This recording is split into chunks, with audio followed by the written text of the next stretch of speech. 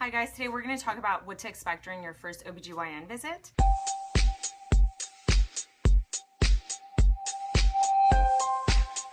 While you're going to the OBGYN, you're going to have different type of exams. If this is your first time coming in, your doctor's probably going to do a history and ask you about all your medical problems, if you're having any symptoms, or if you're just coming in for a checkup. If you're just coming in for a checkup, depending on your age and any risk factors that you may have, they're going to want to do either just a history, or if you are already sexually active, they're going to want to do a pelvic exam maybe, or take some cultures and check for STIs. Or if you're 21 years old, then you would get a pap smear.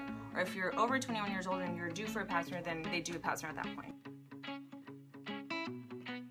After you sign in, you'll be taken to a vital signs room, and this is where we take your vital signs, and it looks like this. There's a chair, and then we have like the blood pressure monitor cuff. Here we take your height and your weight. There's a bathroom in case we need to get a urine sample from you. And after everything here is completed, all your vital signs are taken, we take a brief history, you'll be taken to an exam room.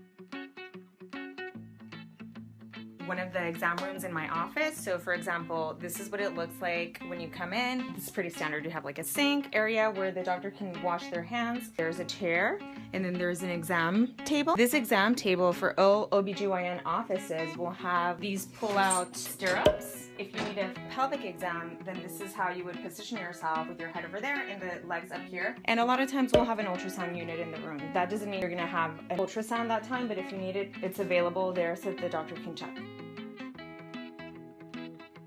Nurses take your vital signs, the doctor goes over your history, then can determine if you need a pelvic exam or a physical exam or not. So if you are just coming in for a checkup, maybe it's your first time here, you're gonna probably get a full physical exam where we check your thyroid, we make sure it's not enlarged, we check your breast, make sure there's no lumps, and then we do an abdominal exam and a pelvic exam.